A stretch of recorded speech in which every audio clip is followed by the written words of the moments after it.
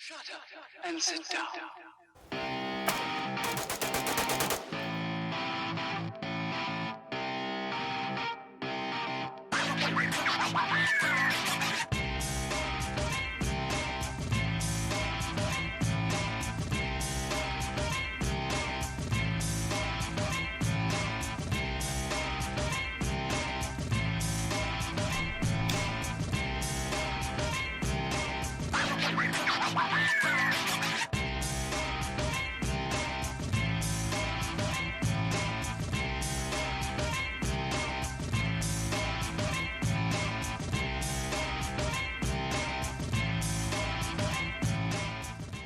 Hello, everybody, and welcome to another episode of the Fight for Liberty show.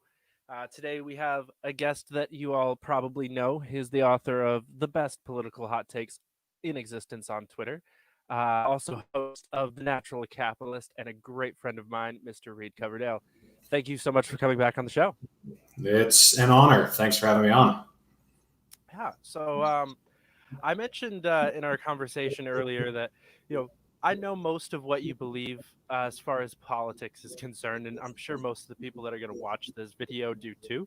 So I wanted to get into a little bit more of like the philosophical side of things and kind of talk about how your life ideas were crafted by things that are not decided on election day. So I know that you and I were definitely brought up a little bit differently when it comes to the religious side of things.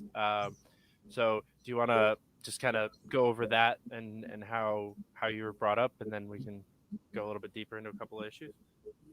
Yeah, I was under the assumption that we were brought up similarly. Actually, I was brought up very Christian conservative. Mm-hmm. Were you not, or I thought you were? Yeah, that is true. That is true. I don't know why. I think I was mixing you and Zach up for a second there. Yeah, that's all right. But yeah, I was brought up very, very Christian conservative, both conservative politically and religiously. It was church on Sunday. Parents were big time members in the church. Prayer meetings Wednesday night. Bible study Tuesday night. We'd go to vacation Bible school when we were kids during the week, during the summer. We'd also go to summer Christian camp. We didn't really do handing out tracts or stuff like that, but it was a lot of church related things. Like we would do potlucks and, outreach like that. And I actually went on a missions trip to the Dominican Republic when I was 15 or 16. I don't really remember. It was a while ago. Very, very active in the church. And it was definitely practiced in the house. Like there were things that were off limits that might not have been off limits in most kids' lives. Like we weren't allowed to watch. We grew up without TV. We had movies, but there was no like cable television connection, no video games until later on. That kind of sums it up. Right, so you're right. That is pretty accurate. I think the biggest difference is you guys were a little bit more quote unquote sheltered. I think we were.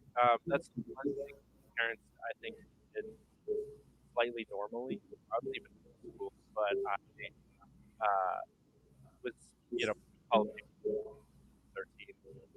like the normal kid.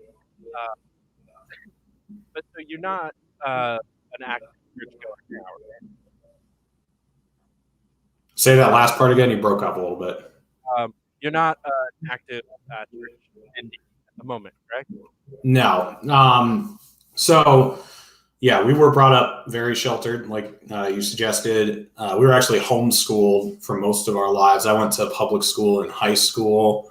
I was the first one who went full-time to high school. And then after that, my three younger siblings also ended up going to public school. There's five of us. I got an older sister and two younger brothers and a sister. I started branching out once I went to public school. That obviously opens your mind up to a lot of things. Like we were, I mean, our school books started, the history book would start with Genesis, and so would the science book. The science book would start with Genesis. So I don't know if you know Abeka books. That's what. Yes, I did. Yeah, it's the same curriculum me and my sister used for most of high school. Okay, yeah, so you're familiar. Yeah, very narrow window. And then I went to high school, and then I got out of high school. I started working, or I was working in high school too, but then got out of high school, started working full time, eventually moved out of the house. And I slowly went through an evolution. I didn't really one day just decide, fuck this Christianity stuff, I don't want it anymore. It was a slow journey of disbelieving it over a period of, I don't know, probably like 8 years. And it started out with the minutia. Like I didn't necessarily believe in Adam and Eve and the snake, and I didn't believe in the Tower of Babel or Samson killing 1,000 people with a jawbone. It started out with stuff like that. And then it got more and more general. Then it got to kind of the bigger concepts like, well, do I really believe that if you don't read the Bible or believe in Jesus that you go to hell? No. So it just got more and more vague until it got to the point where what I believed wasn't represented by the Bible at all anymore. And so then I had to I had to face what I believed and decide whether or not I was just holding on to things that made me comfortable, or if I actually believed any of what I was saying. And that's when I kind of, I was 22. I came to the realization that I just really didn't believe in anything supernatural. And I briefly went through like an anti-theist stage for, I don't know, 6 months or something. And then realized that is kind of its own religion in itself. And then I kind of circled back to, I don't believe in anything unless it's presented to me. And I'm still pretty much there. So I call myself an atheist, and I hate that term because it gets lumped in with so many other, connotations. Like you must, if you're an atheist, that means you're a materialist or you're a nihilist or you're a Darwinist, it gets all these other things. But atheist just literally means without God.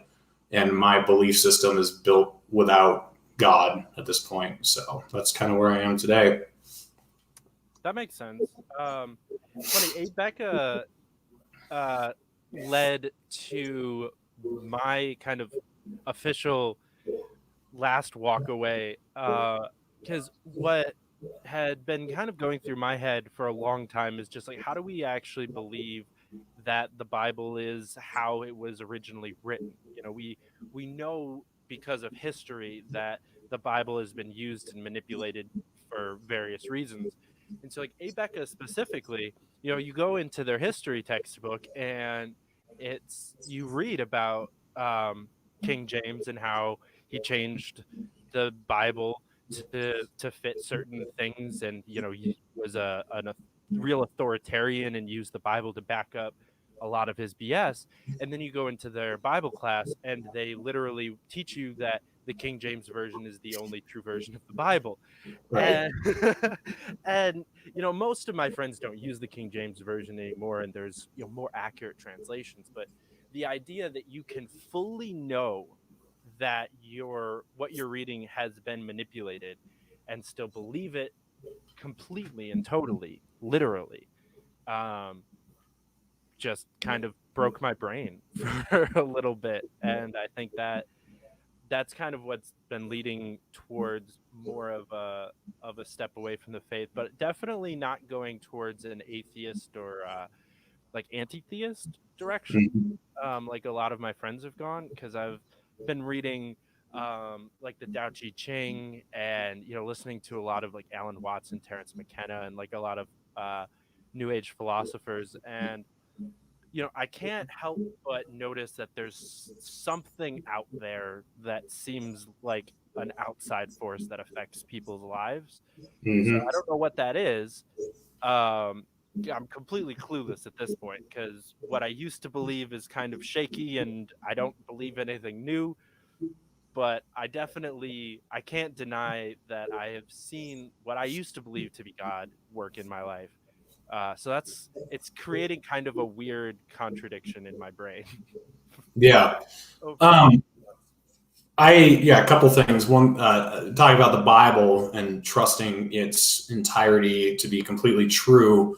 We're already finding out that narratives about things that happened 20 years ago aren't true or aren't 100% the way we thought they were, like 9/11 and the war in Iraq, and even stuff that happened like 4 or 5 years ago, like the gas attacks in Syria. I mean, all this stuff that's the victors write history, right? I mean, so we will never know 100% what happened. A great example is in the Civil War, in the Battle of Gettysburg.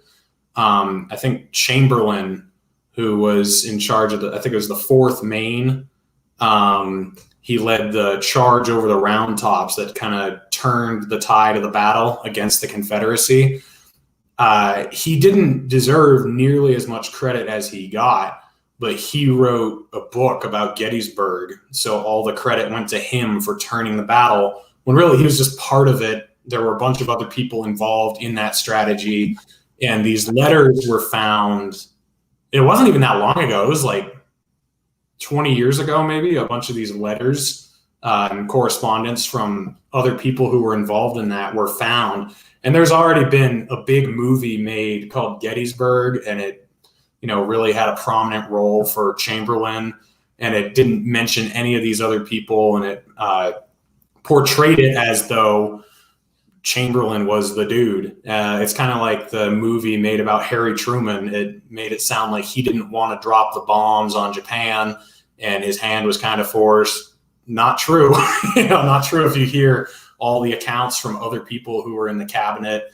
So, yeah, I mean, you can't, to take a book that's 2,000 years old that spans thousands of years itself, yeah, you can't take it as literal truth. And I mean, you really have to stand on faith to do that.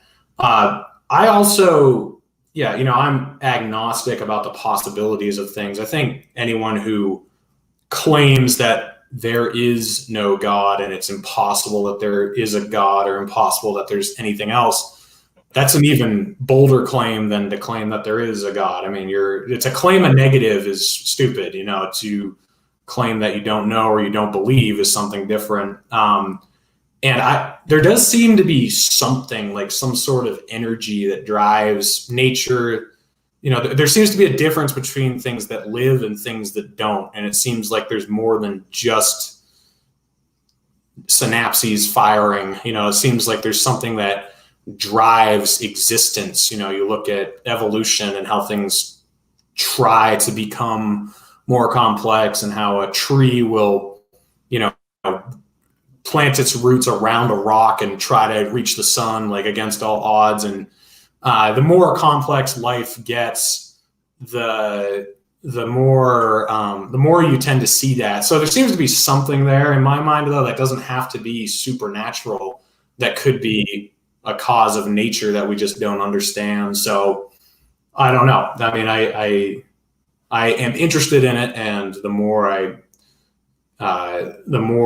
longer I live, the more interested I am to know about it. But I've kind of accepted that, we won't know. We don't know what anything is, or how we got here, or what happens after we die. So I try to worry about other things instead of what happens after. I could definitely respect that. I mean, and that's part of the great wonder that is human life, is not knowing what happens or how we got here. And yeah, I think I definitely agree that the negative is just as hard of a thing to push as a positive, because in my opinion, any belief system that's based off of knowing the answer to one of those two unanswerable questions of like how we got here and what happens when we leave, if you base your entire belief system off of a specific answer to one of those two questions, you're you're probably going to end up being wrong at some point in time, because you don't know. Like, so if your entire life is based off of the Big Bang theory, just as crazy as basing it all off of Genesis, in my opinion. Yeah, I agree. It's funny that you brought up like the retelling of historic events within our lifetime. So I was talking about this with Zach of All Trades the other day, and he was like, just think of how much different the public's opinion about George Bush is now than when he left office. It's been 12 years, and he's now a famous writer and painter. Like, he's one of the biggest war criminals in world history, but you know, his paintings are pretty good. Like, I got to admit it. So somehow that narrative has changed completely. Like, to think that the narrative of Jesus couldn't have been changed over the last 2,000 years, I think is kind of ludicrous. You know, a lot of people make the claim that he never claimed to be God, that's other people deifying him. I'm like, yeah, that's entirely possible. Yeah, I mean, this will be a little bit of a jump, but think of how like people thought about Tulsi during her campaign. They would ascribe all these things to her that weren't necessarily representative of what she believed. You know, like people were like, "Oh, she's super far left," or "Oh, she's libertarian," or "Oh, she's this." When she was like just kind of a mix of everything, and just like someone running for president that had that draw, you see kind of a cultish surrounding around her, and people perfecting who she is in their own minds. So if you have a person like Jesus, who I do believe existed, yeah, I mean, deifying somebody who is, who is exceptional for their time, which he was. Like, if you listen to a lot of the things Jesus said, he was ultra progressive for Israel 2,000 years ago. You know, like progressive for 2020 America. Yeah, he is. I mean, so what he was saying was amazing and nuts. And so, yeah, I mean, I think if I had been around and I was following him, he would have been the shit to me too. And I could see, a lot of people turning him into something that he might have not even claimed to be. Who knows? But right. Yeah, I think you and I got to see, like, a lot of the world got to see the public's misrepresentation of Tulsi in a lot of negative ways. You and I got to see firsthand a deifying of her, kind of in a similar way. You're right. This is a good analogy, because yeah, there were a lot of people that would ascribe their beliefs to her because she's such a great person and we agree on like everything, so she must agree with me on everything. And I don't think she agreed with anyone that worked for her on everything. Definitely didn't agree with me on everything. Right. I legitimately don't think that there was a single person on her campaign that actually worked on her campaign that would have agreed with everything she had to say. And that's what's great about her. There's so many people out there, yeah, she supports Medicare for all. Well, she didn't. Yeah. She supports single payer. Yeah. Big fucking difference. Like, she's not Bernie Light. She's not the savior of the progressive movement. And she's also not Ron Paul. Life bills. Yeah. She's also not Ron Paul. Yeah. She's not a Republican. She's not a libertarian, necessarily. She's definitely below the line on the up down. So technically, I think she would fall in the left libertarian quadrant somewhere. Yeah. I was. Oh, no, this was like one of the most disturbing things that's ever happened to me. I went to a debate watch party. It was the one. It was the one where she was sick and she still went. She had like a really bad cold and she still made it. Okay. And I remember, so obviously I'm like you, like I agreed with her on like 80% of the issues roughly. And so I didn't have this idyllic view of who she was. I knew I disagreed with her on some stuff, but there were like, Vince was there with me and he's kind of like us, he supported most of what she was doing.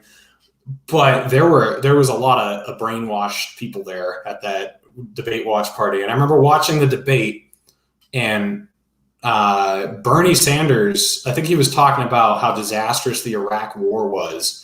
And everyone was just like, boo, shut up, Bernie, let Tulsi speak, like, boo. And I was just like, what is going on here? And, then Cory Booker might say something about the war on drugs that Tulsi would totally also say. But because Cory Booker was saying it, it was like, shut up, you neoliberal corporatist hack or whatever. And it was disturbing. Like I even if I agree with the overall message, I hate group thought so much, and that is one nice thing about being a libertarian. You don't have to worry about group thought very often. People will eviscerate each other on the tiniest differences. So yeah, I don't know. I think I'll actually have to disagree with you on that. I think that's the biggest problem with the LP is it's all group thought, and it's forced group thought.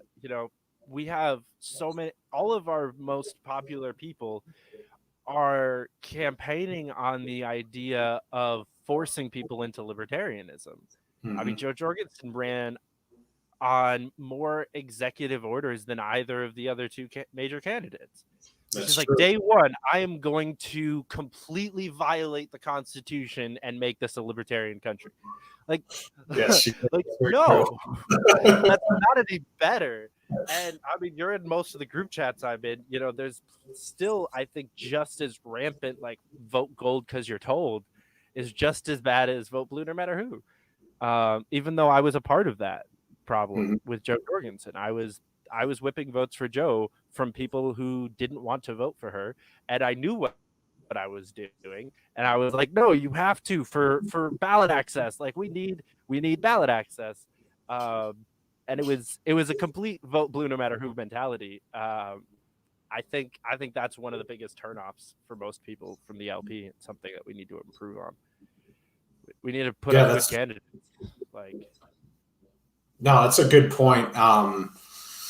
It's weird. It's like a mix of radical individualism and group thought. Like, somehow it's just such a weird dynamic. Like, I don't even know how to describe it, because it's not like the other two parties, but it is at the same time. Like, and it's so dumb. I mean, Larry Sharp is just 100% on when he says you got to do the 80-20 rule, because we're individuals. Individuals are naturally going to disagree, and that's good. Like, you don't want 320 million Ron Pauls out there. I mean, don't get me wrong, that would probably be better than what we have, but you want people to think diversely and disagree with each other. That dissent is patriotic. I think Thomas Jefferson said that. That's true. Like, the idea that I'm going to force you to think the way I do is wrong. And I think that's, that was one of the reasons I moved away from religion, because that's totally what religion is. Religion is, there were instances where when I was a kid, when I would start questioning things, and people in the church would tell me that was Satan tempting me, and I needed to pray for better understanding. And those experiences that I had with religion are kind of why I am the way I am with politics and everything else, because I just hate that suppressive group thought. Like, you have to think this way or you're not one of us and you don't belong. That just drives me nuts. So when anyone does it, it makes me angry. But yeah, I think if you have, I almost made this point in the group chat earlier. If you have a word that you just instantly ascribe to every person that disagrees with you, you're probably doing something wrong. So even with the LP, like, if everything makes you a statist or a bootlicker, if saying, hey, I have a friend who's a cop, he's a decent person, you're a bootlicker. Like, right. No. Saying, maybe food stamps can exist for a little while longer while we're fixing all of the other problems with the country, so people don't starve. No, you're a statist, Right. and a libtard at that, and a communist. Yes. So you're just all sorts of terrible. That kind of mentality is a problem. And I actually made this hypothesis on a different podcast earlier in the week. I think politics is the modern religion. I think that the idea of murdering people over political ideology is religious ideology is no longer cool. It's not kosher anymore. Crusades ended a while ago, and the people that do it are looked down on in society. It's not okay anymore. So we have to figure out a different reason to murder people for our morals, and we call it politics instead. The war in the Middle East is no different than the Crusades. It's the Western people saying you must have our sense of civilization. You must conform to us, otherwise I'll kill you. It's the exact same concept, just in a different outfit, because killing people in the name of Jesus isn't cool anymore. Which I guess that is a good thing, but we're still doing that because we're still pretending that Trump is a good Christian guy, and we have to vote for him to protect our pro-life morals and overturn Roe v. Wade somehow, even though every justice he appointed was pro Roe v. Wade. Yeah, I mean, yeah, it's totally true. And just like I don't think John Bolton or Dick Cheney actually wanted to spread democracy around the world, I think there were obvious ulterior motives there. I don't think that's really why they wanted to topple Saddam Hussein, or why they want to, do regime change in Iran or anywhere. I don't think it has anything to do with spreading democracy. I also don't think that the kings back in the day, that have been King Richard, I think, at least during one of the Crusades, I don't think he actually believed what he was doing was righteous either. I think he used religion as a tool to persuade people into his cause. I feel that way about ISIS. I think a lot of members of ISIS are deeply religious people, but I don't think al-Baghdadi necessarily believed anything that he was preaching. I think he wanted power, and he knew that religion was a powerful tool to get there. So you're right. I mean, America is more secular than the Middle East. So we use terms like we're spreading democracy or whatever, to get people behind an idea. We use patriotism, which is a religion. It basically is. And it's complete bogus. I think Zionism, the utter support of Israel, regardless of what they do. I don't think that Mike Pompeo is necessarily a Christian. He could be, but I don't think he necessarily is. I think he realizes what he's doing, but I think he knows that a lot of conservative Christians support Israel because of religious beliefs. They don't look at the genocides that's taking place or how much money we're giving Israel every year, how they don't support our interests. Right. I don't think that registers with most Americans. It's mostly like, yes, Jesus is coming back. Israel must be a state. This is the only way forward. If we don't support Israel, then we're gonna go into our demise. Whatever. Right. That's how I was actually raised. I've had that conversation with my mom on more than one occasion. She's like, the Jews are God's chosen people, and we need to be their allies. Otherwise, we are fighting God's chosen people.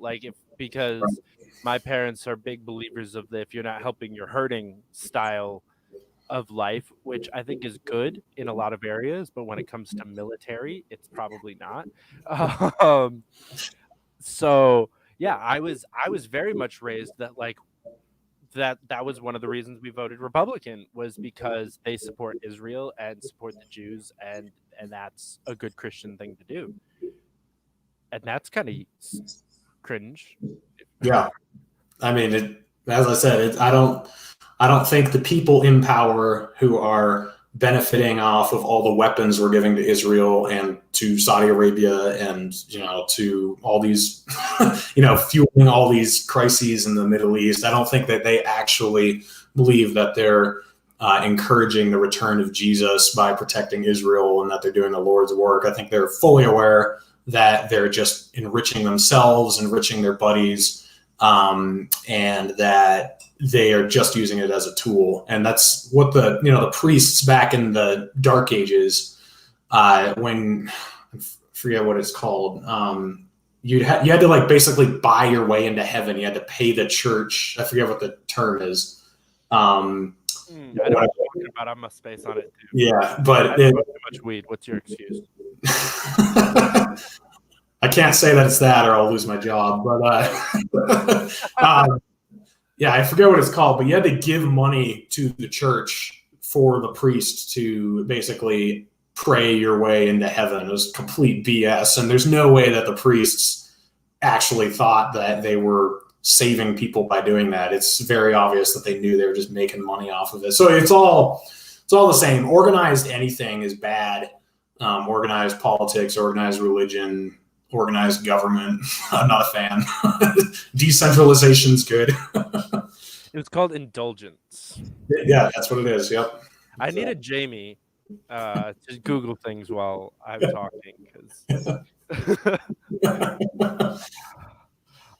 yeah, I think that politics and religion have pretty regularly been used to control people and to make people buy into some bullshit mentality.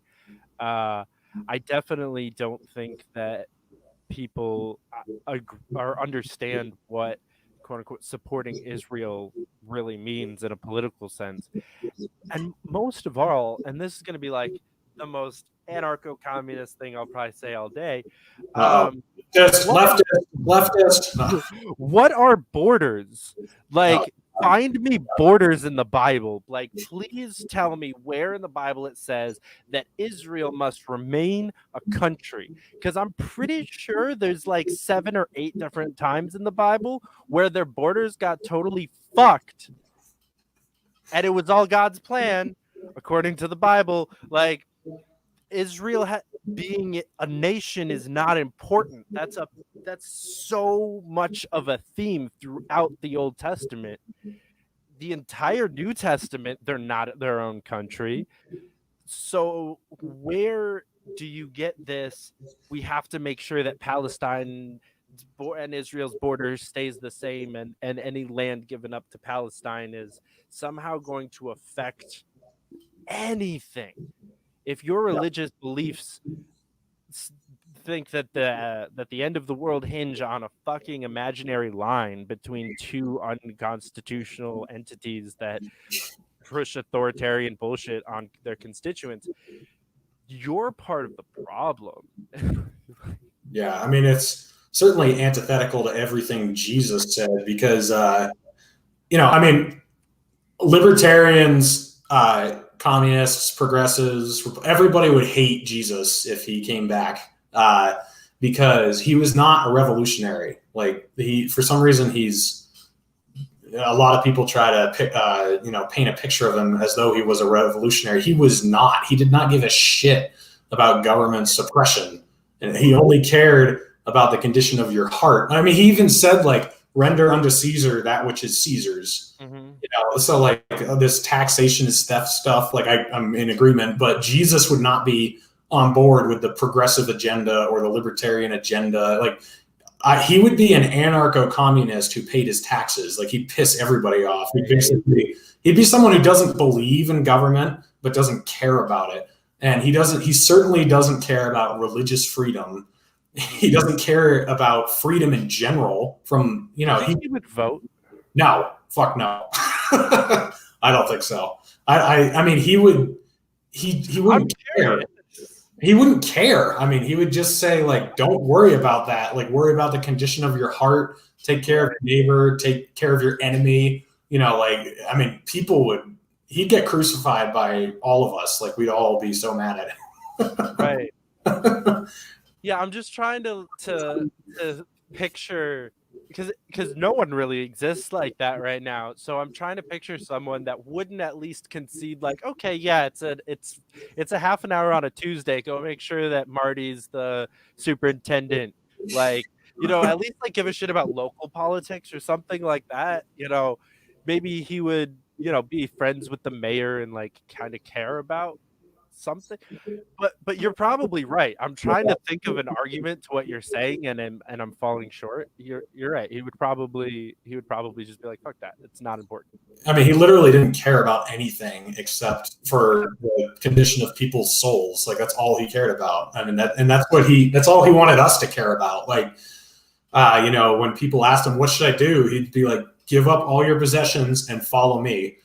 There was nothing about like, go make sure that your roads are being built well. Go make sure that this is being done well. It was give all your stuff away, follow me. Like, that's all he wanted. And I think that's all he'd want if he came back. Like, he wouldn't want people to care about the border crisis, or, I mean, not at a government level, at least. He'd be like, just give your stuff to the immigrants and then, make sure your heart is pure. And that would be his message nowadays, I think.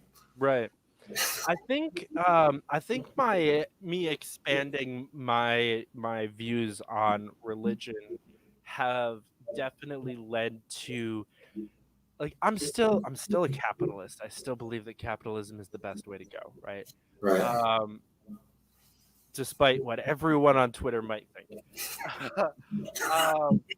But the more I study the original context of most religions, the more I understand the kind of anarcho-communist mentalities, because like you're saying, like, Jesus would have been an anarcho-communist. Every Buddha would have been an anarcho-communist.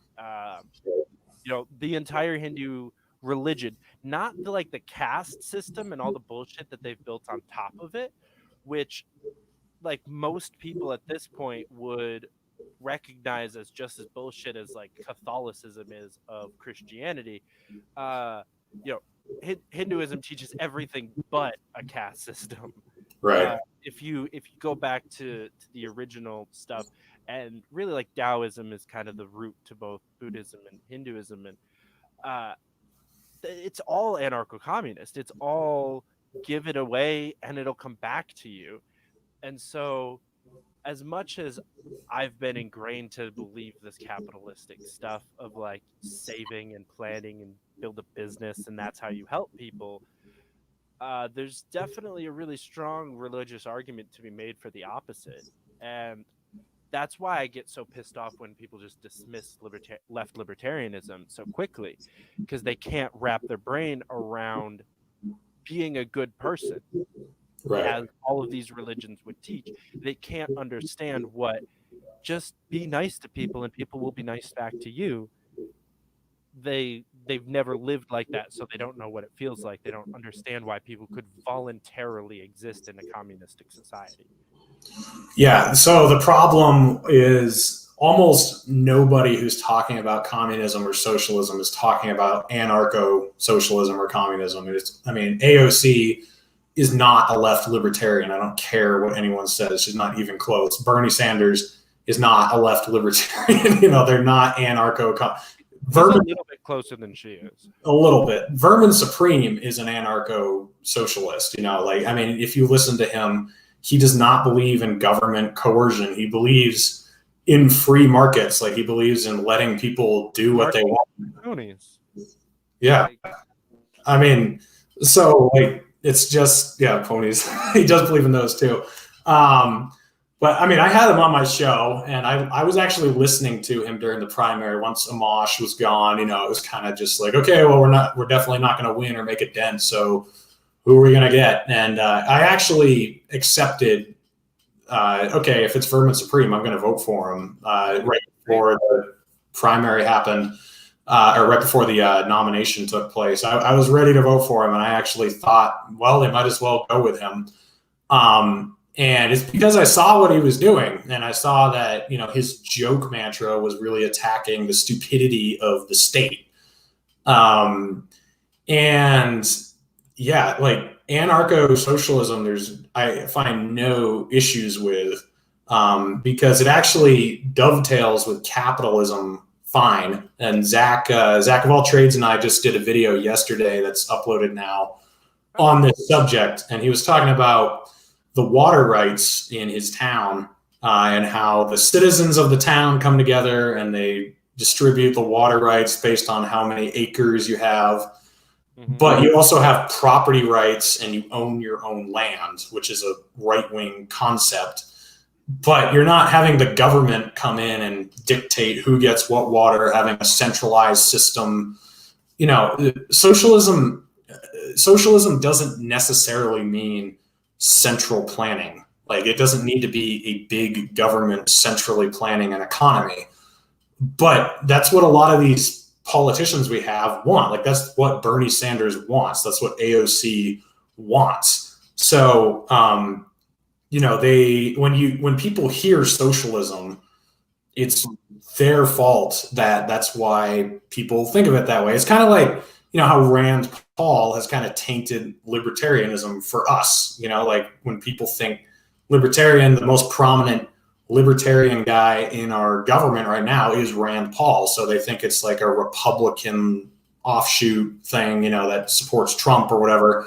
So it's just like, yeah, I mean, the semantics suck. That's what's wrong with this country. Like, Zach and I are also talking about this, like the left-right paradigm. Like, people think if you are against the death penalty, you're a left-winger. If you believe that there shouldn't, you know, that we should legalize all drugs, you're a left-winger. You can be all the way to the right and want to abolish the police. Like, you can be a hard anarcho-capitalist who doesn't believe in the police or the military or the FDA or anything, and you think everything should be legal.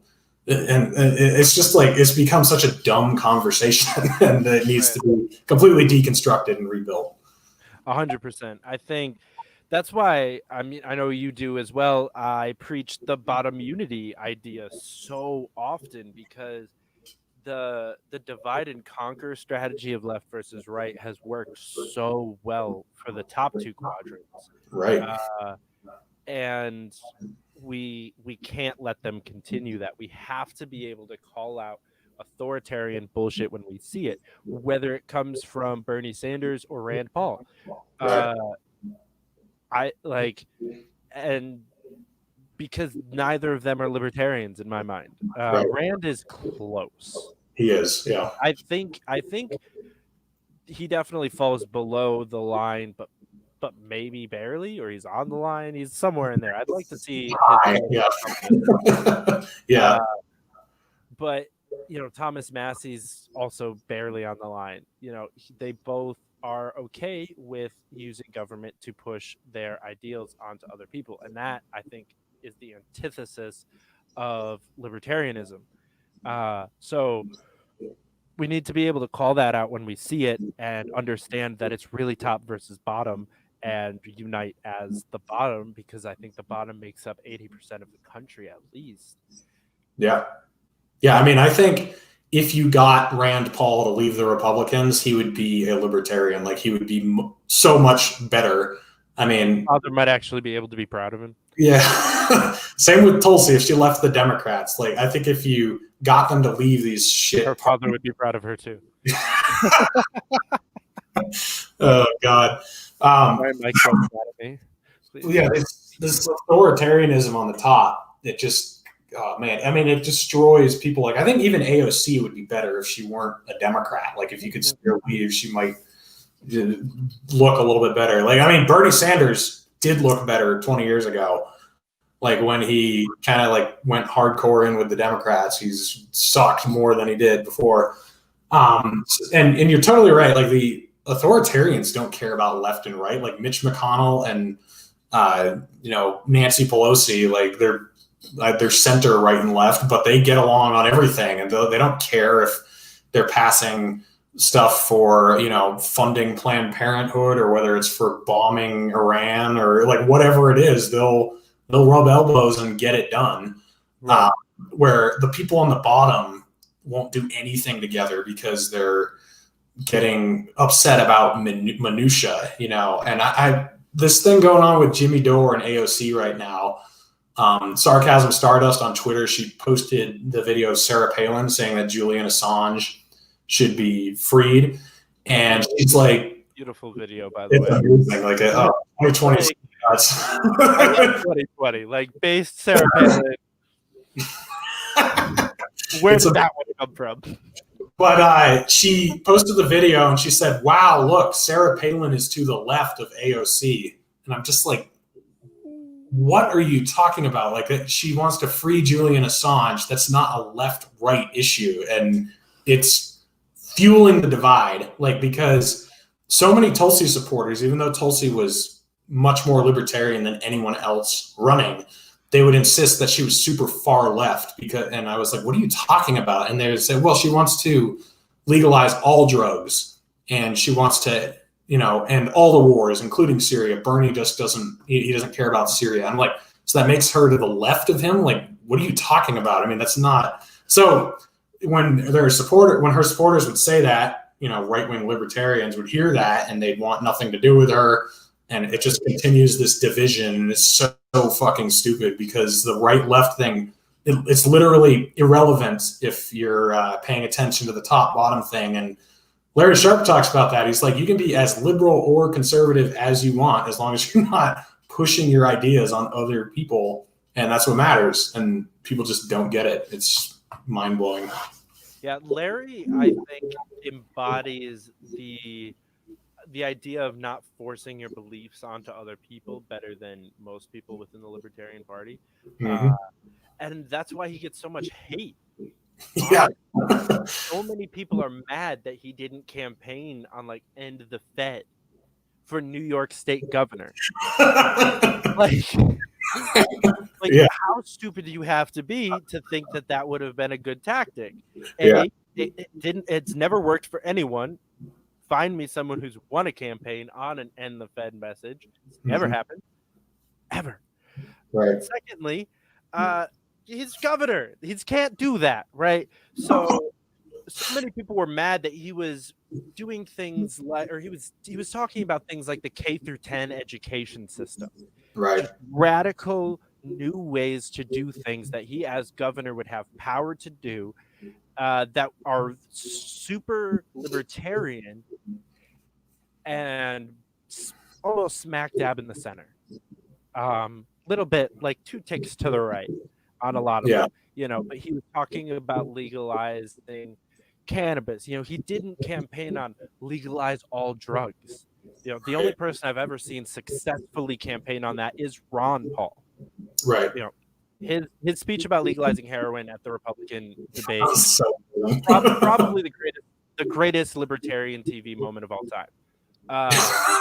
But it's never worked for anyone else. Not even Tulsi, not even Andrew Yang. So the fact that he was just focused on the benefits of legalizing cannabis, okay, I can live with that. And so many people got upset that he was being a realist and not trying to be like, I'm going to sign an executive order that just ends state income tax tomorrow. Yeah. Okay, so then the first libertarian governor of New York State, the first libertarian governor of any state in American history, bankrupts his state within a month. Great. That's what we need. Fucking morons. That's why I do love Larry. I love his message. The 80-20 rule is another big thing that has brought a lot of people together, I think, in this bottom unity message. I wish he did a little bit more of that marketing and paired up with more people like Vermin and like Mike Shipley, who actually coined the term. Yeah, that was part of Shipley's LP chair race. That was like early chair race was where that kind of came from, and somebody hopped it over to the kind of leftist progressive DSA grouping, and it took off over there too. And yeah, now it's a thing. He got third place in the chair race, behind someone who actively alienates people from the party as often as he can. Yeah. So I think, we need a radical change within the Libertarian Party. I am starting to believe that maybe that radical change doesn't even come from the Libertarian Party itself, or at least not by itself. I think we need help from a different party somewhere. Yeah, I mean, the Libertarian Party is my last effort at change. I'll put it that way. Like, I mean, I think we do have an opportunity right now because the authoritarian left is eating itself alive right now. And then the authoritarian right is also imploding with Trump leaving. Like, they have no idea what to do. So this is kind of like my Hail Mary, like, okay, guys, come on. We have a huge opportunity to capitalize on here. Let's do it. If it doesn't happen, I'll just become an anarchist. I mean, why bother? I mean, because I'm done with the Democrat. Tulsi was my only. I live on the commune in Colorado. Yeah, I mean, I will. The Tulsi was my only experience with the Democrats, and I want nothing to do with that. And then, I grew up as a Republican, and I've seen what they do to people who are smart, and I want nothing to do with that.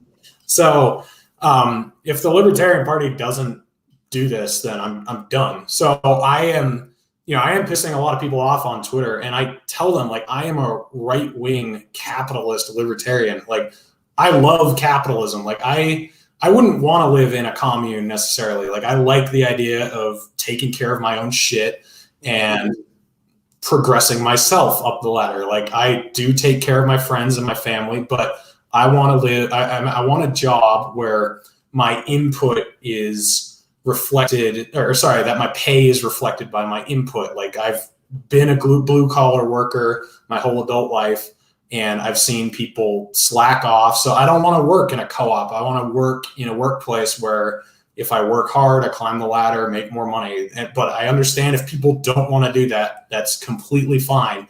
But I'm trying to get people to realize that those ideas don't have to conflict with each other. Like, we can have mixed economies, and as long as the federal government's not mandating what state does what, if towns want to organize a certain way, if companies want to organize a certain way, if unions want to form, like, who cares? Like, just let it all happen. This anarcho-capitalist vision of America is never going to be a thing. And I think you're right that a lot of people are fine with trying to force it to become that way. Like, they believe in, this is actually something I've switched on because I've done more research on it, but I used to believe in right to work laws. And then I found out that it's not, I used to think that a state without right to work laws, that the government could force you to join a union. That's not how it works. The way right to work laws work is they forbid a company from making you join the union. And I don't see how that adds up. Like, if you're going to join a company and they want you to be in a union and you don't want to, then go join a different company. Like, that's the way we talk about everything else, right? Like, we don't want, segregation laws, minimum wage laws, like whatever it is. Like, so if you don't want to be in a union, then go work for a different company. And I'm trying to get this merge going, and I'm trying to get along with everyone. Like, I don't think that Dave Smith and Spike Cohen can't get along. Like, I also think that, like, there's a difference between compromise and choosing your battles. So, like, the things that Dave Smith talks a lot about, ending the wars, ending the Fed, ending the lockdowns. Like, those are things we can be extremely principled about, but we don't need to push every single plank of the platform all the time. Like, this is where Joe really fucked up this year. Like, talking about ending welfare programs during a pandemic when everyone's lost their job, that's like, why talk about it? Like, you don't need to concede and say you'll vote for more social programs, but you don't need to campaign on ending them. Like, if you're moving things in the direction of liberty, even if it's not a 100% win, and you're not giving anything up, you're not compromising. So if we can cut spending without completely abolishing taxation, that is a win for liberty. It's not even a compromise. It's a compromise if you say, like, an example of compromise would be like with gun control, like saying, okay, we'll let you do universal background checks if you let us have 50 state reciprocity. That's compromise, because you're giving something up to obtain something. You don't even need to do that. You can be smart and not even vote for universal background checks, but you don't need to push recreational rocket launchers all the time. You can you can realize which. Yeah, I know some people do, but you can't. You can be smart about which issues people care about and which ones you're going to push hard and you can still stand for 100% of your principles all the time.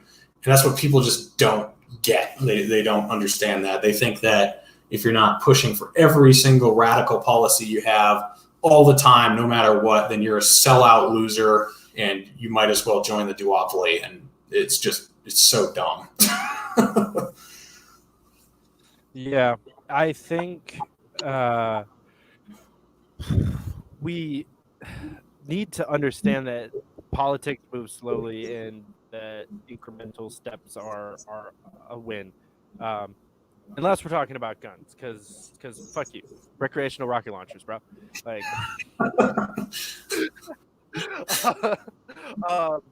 but I think you're right. We need to stop calling incremental steps forward a compromise. And I also think that we need to stop pretending that as a libertarian, we need to have an opinion on everything. Right. We constantly, if you're a part of libertarian Twitter, you'll see debates going on all the time about like, oh, what would the libertarian stance on necromancy be? That's a conversation. That's a literal conversation I was in not 2 days ago, 3 days ago, maybe. We're also talking about cannibalism. That came up in the same conversation. If the person consents before they die, is it okay? Question mark. Like,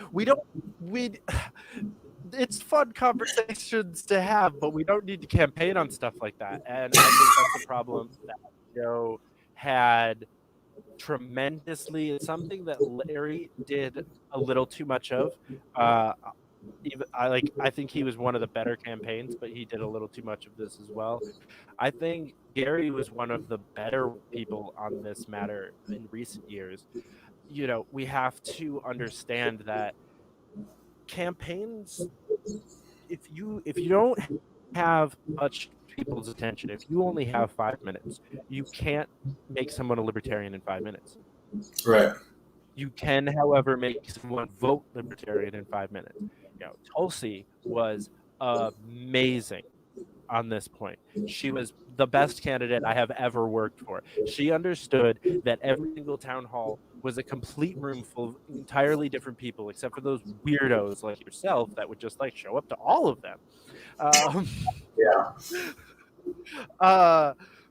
But it was different people every time. So it was the same speech every time. She didn't try to hit on a different policy platform every night. Joe got better at this as the campaign went on, and I was watching some of her like town halls, whatever you call them, when you're standing on the street talking to people. You have maybe 20 minutes of these people's time if they come to an event for you. You need to get them to vote for you, not be a libertarian. So you need to make them understand why the ideas that they already have match up with what you want to do with your future if you are to win. So Tulsi didn't spend a bunch of time trying to convince pro-war people why they should be anti-war. She talked about how awesomely anti-war she is. Right. And why she talked about why it's a good thing, why it's good for the veterans, why she believes what she believes, but she wasn't trying to turn people into anti-war protesters. She was trying to get votes, and she was amazing at that. And I didn't talk to anyone after any of her events that were like, I don't know, she seems kind of fake. I'll probably still go vote for Pete. I don't know if you heard that ever, but I didn't. I don't know anyone that's met Tulsi that didn't vote for her. Yeah, I mean, I wouldn't think say the LP needs to look at that and co-opt her mentality a little bit. I think. Yeah, they should also co-opt her. I wouldn't say she was amazing at getting votes, unless you're specifically only talking about the people who were in her town hall. I think that's what you meant, because she obviously didn't. She was amazing at getting people that were listening to her to vote for her. She's not great at getting people to listen to her, but that's not her fault as much as it is her campaign and the media and a bunch of other things. I don't know what she could have done better in a lot of scenarios. So I have plenty of critique. I'm going to draw a comparison between Gary Johnson and Tulsi Gabbard. So I did vote for Gary Johnson, but I'm not a Gary Johnson fan, and I'm going to explain why. Because Gary, to me, was extremely waffly on everything. Like, I did not consider him a principled candidate in any sense, really. He was kind of like, whenever he got cornered on a policy, he'd kind of be like, well, we're the middle between the Republicans and the Democrats. It was just kind of like, just kind of a lukewarm candidacy, where Tulsi, she didn't sound insane, but you knew she was principled. Like, you knew what issues she was not going to budge on. Like, you knew the wars, civil liberties, and, like the environment or whatever. Like, those were things that were very important to her that she was not going to budge on. But then when it came to like healthcare or guns or the economy or whatever, like, it was sort of like, well, we need to get together and talk.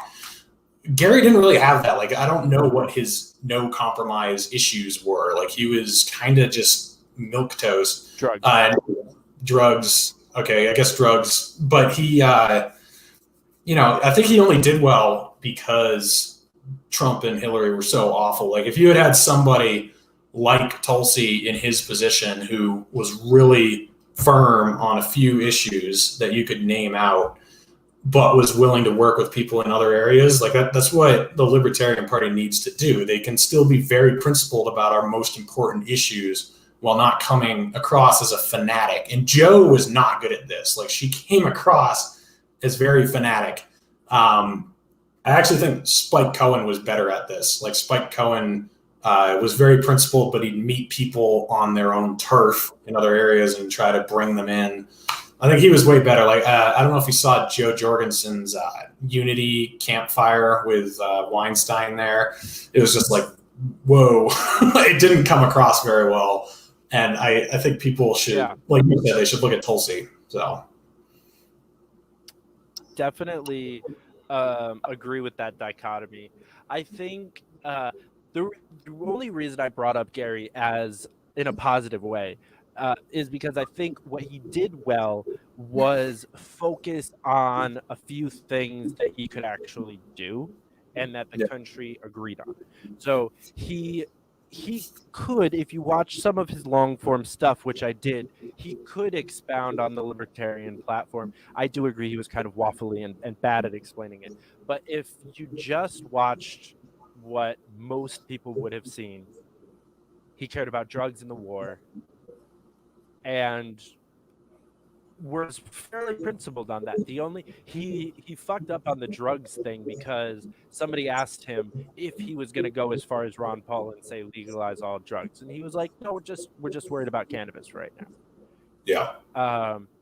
So that hurt a lot. I think that hurt his vote total a lot. But I think what he did well was he focused on the things that he knew about and cared about: the budget, the wars, and drugs. And both him and Weld had executive 2 terms in an executive office. They had more executive experience individually than the other 2 tickets had combined. So that, I think, was one of the things that got them as many votes as they did. The other thing was they had the Independence Party line in most states. They actually got twice as many votes on that party line as they did the LP line. So that pushed them forward heavily. But yeah, I would agree that they were kind of milquetoast for sure. Jo was similar. But Jo tried to do that like buckshot the policy at people thing. And only did like long form stuff, and when she did it, wasn't very good at it. But I'm glad you brought up the Weinstein thing, because I wanted to mention that earlier. I said maybe the radical change doesn't come from the LP. How do you feel about this idea of the Unity Party with the Weinsteins and just kind of attacking it from a whole brand new kind of direction and ignoring any baggage that could exist from any party previously, or any words really? They're not progressive, they're not it's unity. to kind of a new thought process. Yeah, I am completely open-minded. I have said so many times that the Libertarian Party is a vehicle. That's all it is. Like, I don't care about, I don't care if it gets popular in all 50 states. I care about the policies that it represents. So if we can get those policies through some other way, even if it's not all of the policies, even if it's some of the policies, that's better than anything else. So unity, yeah. It was portrayed as a complete joke this year. Like, they had their election like 2 months before November or something like that. I mean, it was so close to the election, and then they wanted the libertarian ballot access, and they chose fucking Crenshaw. I was like, no. So I think, I'm open to all venues, and the ticket that I want Amash Gabbard. But I do think that I actually think it's more realistic under the Libertarian Party, and than the unity thing. Like, I don't really see the unity thing going anywhere. And I could be wrong. Like, if they really organize and they get their shit together and they draw people from enough areas, I'll reconsider that. But I think I still think, like, right now, I think people should join the Libertarian Party and try to change it before trying to make something completely new, because everything that's trying to start new is a joke. Like, this movement for a People's Party thing, like, it's a complete disaster. So I'm going to push for the Libertarian Party, like I said earlier. And then if that fails, like, I'm pretty much done unless something like the Unity Party does come up. But I'm open-minded. Like, I don't really care.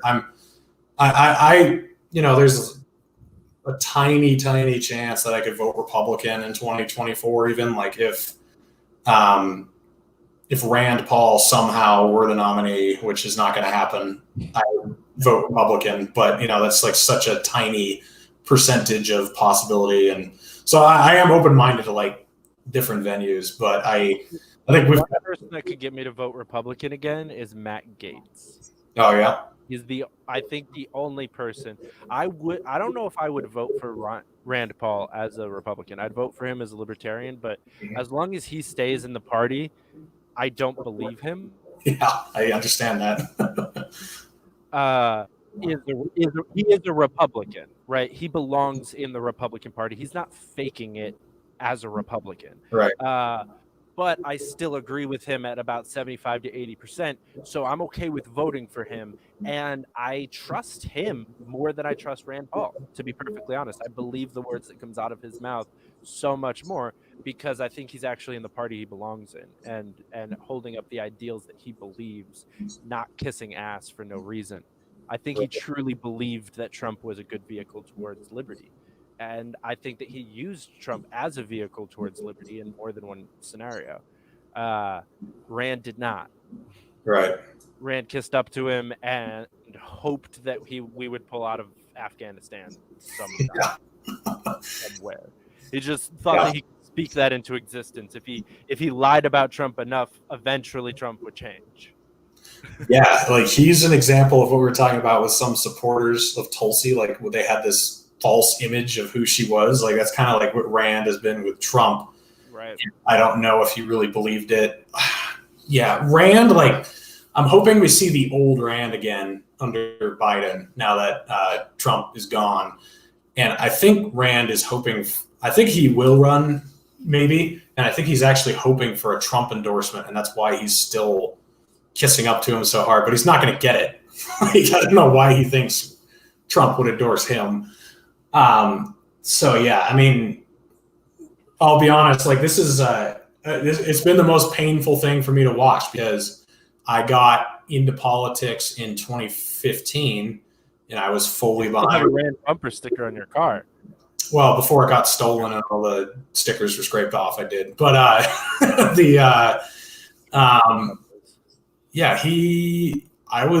was really impressed with him and I liked him, and watching what's happened to him over the last 4 years has been, I mean, it's probably been healthy because I was definitely angry at a lot of things Tulsi did this year too. but I already had something that I could compare it to. So it's taught me not to get so invested in politicians, get more invested in a message. And then like, if these politicians are going to back your message, back them, instead, it's just so many people, they just like, they're still obsessed with Bernie or still obsessed with Ron Paul. And it's like, they're gone. Like, time to get behind ideas that you can transfer onto other people who are running for office. And, people sacrifice their principles to support their candidates. It's so wrong. Like, no, support your principles. You don't need to cancel your candidates when they don't 100% line up with you, but you shouldn't start bending over backwards and doing mental gymnastics to justify every single move they make. And so Rand Paul taught me to do that, because when he voted for Jeff Sessions, that was the first thing he did that was like, or no. When he endorsed Trump, that was the first thing he did that I was shocked. Like, I couldn't believe he had done it. And then when he voted for Jeff Sessions, and then when he voted for Mike Pompeo, and then when he voted for border wall funding, and it was just like, it was just like thing after thing after thing. And eventually it got to the point where I was like, well, he's the best Senate Republican, and that's just going to have to be okay. He's not like my hero, and I shouldn't have a hero. Like, I guess you can make Ron Paul your hero because he's gone, that's fine. But like, right. You don't make a sitting member who's in office your idol, because that will that'll lead you down a bad path. Yeah. And I think this mission to find the next Ron Paul is kind of just as problematic. Yeah. I hear that, and I partake in that conversation, especially like on Twitter.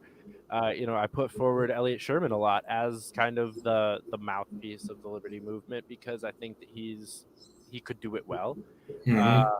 But we can't, even with him, like, there's things that him and I disagree on. Right. Things personally and politically. So I'm not going to blindly follow him either, or Brad Barron or Spike Cohen. I think that we need a leader for the party, at least. We need a Ron Paul or a Bernie Sanders to kind of point to at the moment, because we're still a baby movement. And Ron Paul is going to die before we do anything legitimate. Right.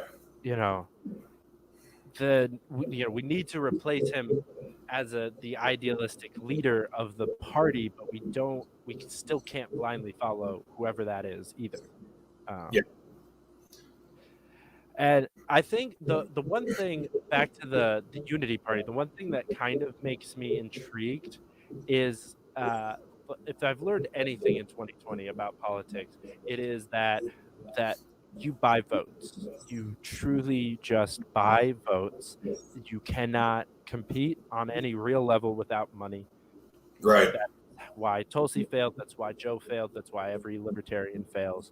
They have no money. They cannot compete on a real level in any way, shape, or form. They can't petition correctly. They can't send out door knockers. I worked for the Democrats and the GOP this year because they pay. I didn't work on a single libertarian campaign. I worked for some liberty people. I worked for, Nancy Mace. She's a great Republican, but she's a Republican. And the Unity Party is kind of the thought project, or the little baby project of a bunch of really fucking rich people. And especially if they were to draft something like an Amash Gabbard ticket, which they already picked Gabbard once. Right. So switching Crenshaw out for Amash, I don't think is going to be that difficult. Right. And on top of that, you had people like Mark Cuban saying that if Amash was the candidate, he would spare no expense getting him on the ballot in all 50 states. Right. Like, I think that would carry over to this unit. I think there would be a lot of money behind whoever Weinstein puts up in 24, if they're not a joke like they were this year. I totally agree with you. It was a Twitter joke this year. Yeah. Yeah. I think the libertarians and the unity ticket should join forces for the presidential race. And I think they should have their ticket decided in 2023, not 2024. Like this, I mean, they should do their convention or whatever in like November of 2023 so that they have an entire year with their ticket to promote their message. I mean, because if they have their convention at the same time as the Republicans and the Democrats, then you only have a few months to get your name recognition out there and to make sure you're on the ballot in all 50 states and everything. Get all that stupid shit out of the way. And this goes for the libertarians too. Like, I don't know how you could make this change, but like libertarians running for Congress, they should have their primaries earlier than the Republicans and the Democrats, because they've got to jump all these extra hoops that the Republicans and Democrats don't. And so then they're wasting most of their campaigning time doing all that. But I totally agree on the money. Like, it was honorable, I guess, that Tulsi wasn't taking PAC money or whatever, but it was stupid too. It's like, you're not going to get anywhere. Like, you have no name recognition. Like, if I were, I like what Larry Sharp said when he was running. Like, he's like, it's wrong for corporations to give people money, but you should give me money or something like that. It was, it was hilarious. I think my favorite thing about Tulsi's PAC thing, and I've talked to people on her campaign, because when I first joined her campaign, I was actively researching how to form a PAC. Yeah. And I was legitimately planning on having it a thing in time to support her in the general if she were to win. And which wouldn't have been a thing. She just started a PAC. Right. Like what? Yeah, this is why being a left take money from my PAC, but you'll be a PAC? Okay. Yeah. This is why the leftist democratic, like social democrat thing is just such a joke, because it's self-defeating. It's just like you come full circle when things don't make any sense. Like, you gotta play to win.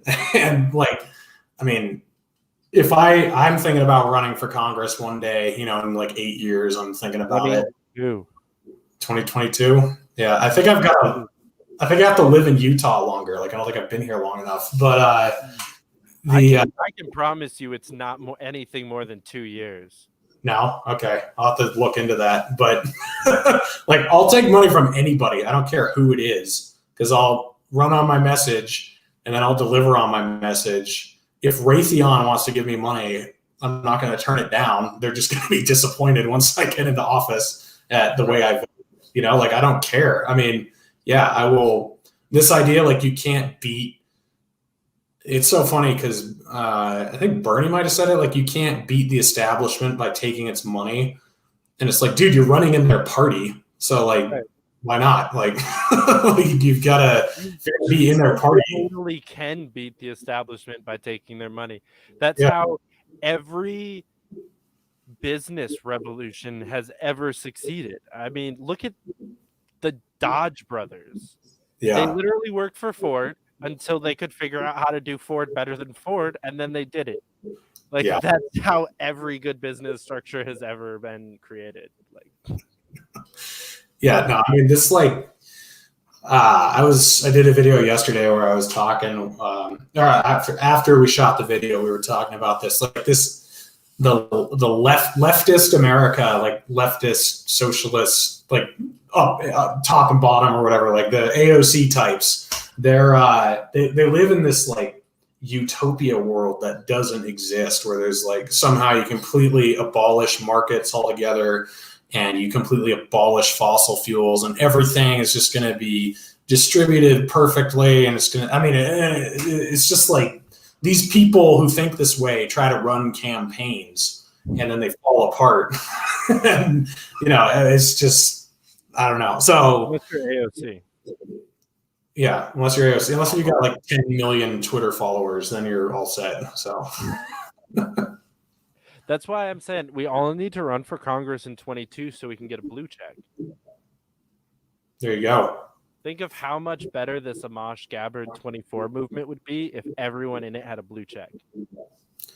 Yeah, it's like Vermin Supreme said on my show. Once you say you're running for president, it automatically becomes true, whether or not, like, you don't have to get any money or get on the ballot or get any votes. You just have to say, I'm running for whatever, and it's automatically a true statement.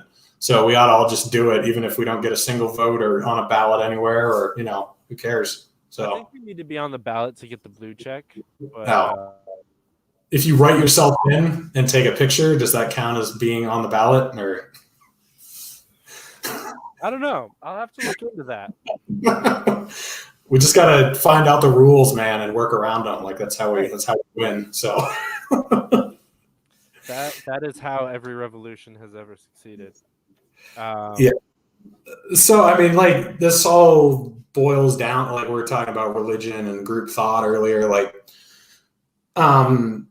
I think you can form a movement without group thought. You can be like an anti-group thought movement almost, like, and just realize that you don't have to agree 100% with everything everybody in your movement says, but you just are sick of the stupidity that's running the show, and that's the message we need, is like, they're robbing us blind, they're destroying our country, they're doing this, we're just going to stop them. And the biggest thing is like not even implementing solutions. It's mostly just saying, we are going to stop this from happening. Like, look at what they've done to us for the last 3 decades. We're going to put an end to it. Like, that's where you start, because we all think we have to come up with some sort of like message that makes everybody happy. And it's like, well, you're not going to have that message because it's going to be missing things that you want. Or if you have everything you want, then there will be things in it that other people don't want. We really just need to unite on ending the stupid shit. Like, that's the number one thing that's got to happen. Like, stop bailing out Wall Street. Stop bombing countries everywhere. Stop, stealing my shit. Stop, stop deporting people who have been here for 30 years. Stop, like, all these things. You can really bring it down to stop doing this, and it solves a lot of problems that you don't even have to tackle. Like, oh, we're going to implement this, and we're going to do this, and we're going to do this. You know what I'm saying? Mm-hmm. Yeah. End the stupid shit. I like that. That's a good slogan. I like it. Yeah. That should be the official tagline of the Amash Gabbard 24 ticket. End the stupid shit. I like that. Yeah, no, it totally should be. So. My phone has been absolutely blowing up because I think the group chat is going off without us. My phone is yet to be able to stay dark because there's a notification every 30 seconds, enough to keep it lit up. Yeah. Well, we've got like some energy behind this movement for how early we're talking about it. Like, we've got a Facebook group that's got almost 400 followers already, and it's only been around this week.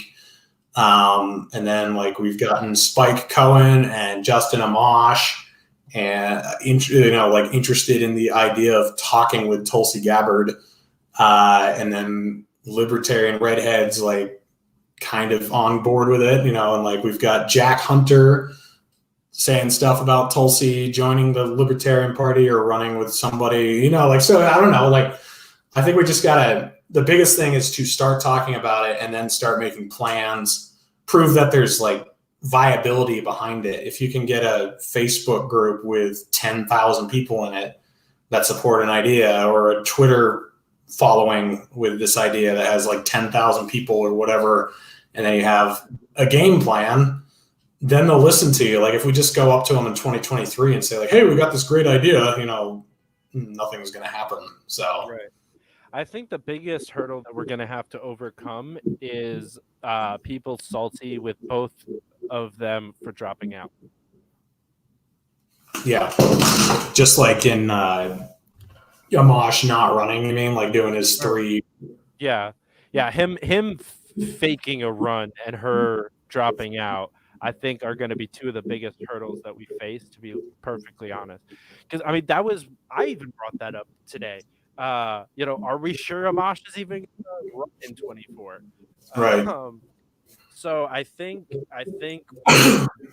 step one is at least getting one of them to commit to a 24 run of some Yeah. sort. Just yes, I will be on a primary ballot somewhere in 2024. I think we need to get both of them to at least just say those words. Yeah. Yeah, I think Amash is the easier bet here. For some reason, like, people are questioning the Amash part more than the Gabbard part. And I'm like, she might, I mean, it's possible she's done with like everything. I don't know. But I mean, she could just be like, she talks about a new platform. That doesn't even necessarily mean running for anything. Like, we don't know what she's going to do.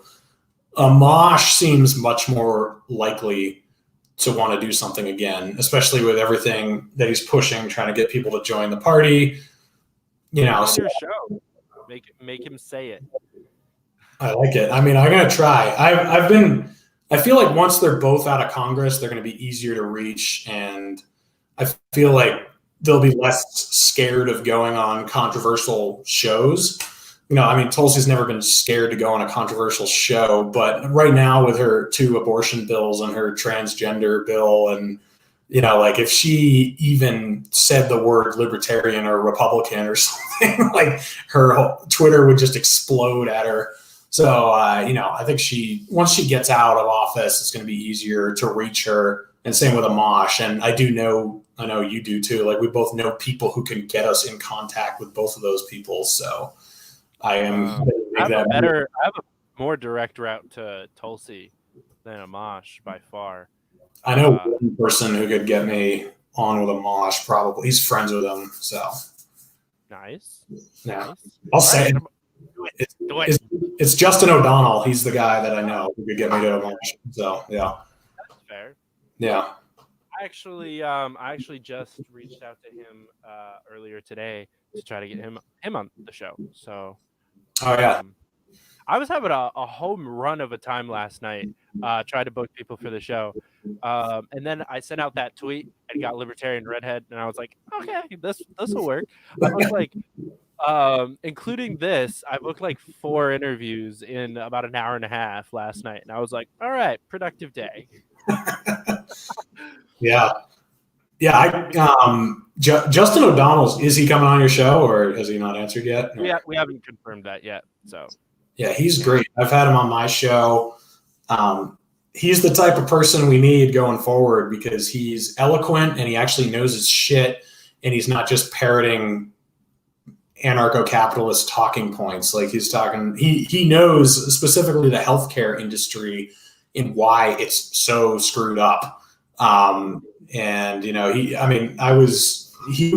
was the best candidate that ran in the Libertarian Party in 2020, like, hands down. I'd say Spike Cohen was the second best, but Justin O'Donnell, he's very good. Powerhouse. I definitely underappreciated him when I had the opportunity to become a friend while we were in New Hampshire. Like, I met him probably 4 times in a month, and was just like, oh, okay, yeah, he's a cool guy. And then after that, got to know him through social media a little bit better, and I was like, shit, I should have bought you a beer. Yeah. I never, a couple of beers. Yeah, I never got to meet him on the campaign, even though I'm from New Hampshire. But he's got a good resume too. I mean, he's a veteran. He's been in the Libertarian Party for a while. He's held offices as a Libertarian, and he's run different campaigns, and he knows all the people. Like, he knows Nick Sarwark, he knows Justin Amash, he knows Dave Smith. He knows everybody, and he gets along with everybody. And he even, like, I don't think he'd mind me saying this, he got Tulsi and Amash to sit down and talk to each other about guns during her campaign. So, like, he's somebody who's he's a great asset. He's a good, I like him a lot. I I hope he runs again against Gene, I think he just ran against Gene Shaheen. I hope he runs against Maggie Hassan in 2 years. That would be great. Yeah. I think that the Libertarian Party of New Hampshire is like a very underappreciated group of people, and that is a direct attack on myself because I am part of the group that is underappreciating them. I was there for 2 months. I went to 2 of their meetings. I went to Nick Sarwark's house for a Christmas party on Christmas Eve as well, and got to hang out with most of a similar group. Like people like Justin O'Donnell or Richard Manzo or Nick Sarwark himself or Valerie Sarwark. We cannot leave her out of this conversation at all because she's one of the most beautiful souls in the world. Like they have the energy that like we talk about on our shows a lot as a group, and they're really welcoming. I mean, they had Lincoln Chafee come to speak the first time that I went to their meeting. And I got introduced as, oh, this guy works for Tulsi. So, 2 people that could have very easily gotten just ripped to shreds. I had a very pleasant time, and from the looks of it, I think Lincoln did as well. People asked him legitimate questions. He answered them the best he could. And, then we all had some drinks and had a good time. And it was the environment that I wish the entire LP could put forward. And I think being introduced to Nick Sarwark in that light is why I defend him so much online, because people think he's an asshole because he's an asshole on Twitter. He really is. If you know him from his Twitter, he's a kind of an asshole. He's condescending and very passive aggressive, because he sees Twitter as fun time. Like, and I've talked to him about it. He's like, I don't respond to anyone that has less followers than me unless I have something really witty to say.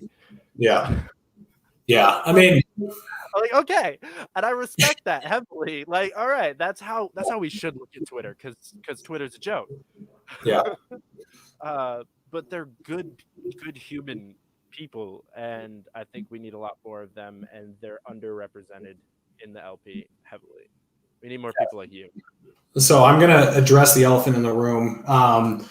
I think, I want Nick Sarwark and Dave Smith to get along, and they have completely different approaches, which I think is good. Like Dave Smith, like he's definitely he drives me nuts sometimes too, because the biggest thing I don't like about him is just when somebody isn't following the messaging he would use word for word, he demonizes them as though they're a sellout. And it's like, dude, come on. Like you have a different, Ron Paul didn't use the exact same messaging as you. Like, just chill out.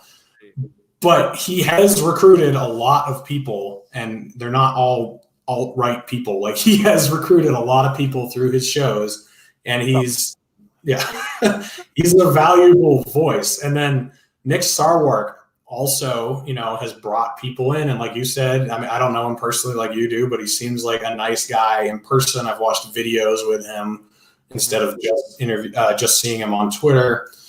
And so, I mean, I think people are missing the forest for the trees when they get entrenched into this like Dave Smith versus Nick Sarwark battle. And it's like, did you watch their debate at the Soho Forum?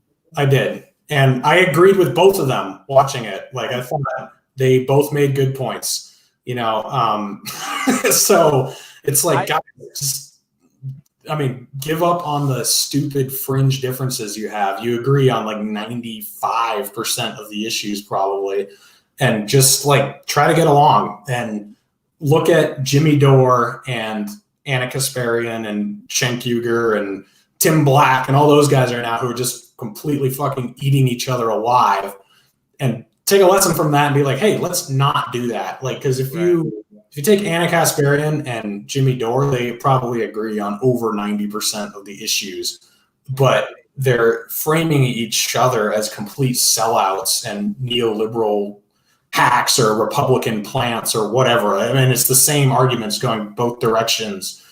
And I just really don't. I think the libertarians can.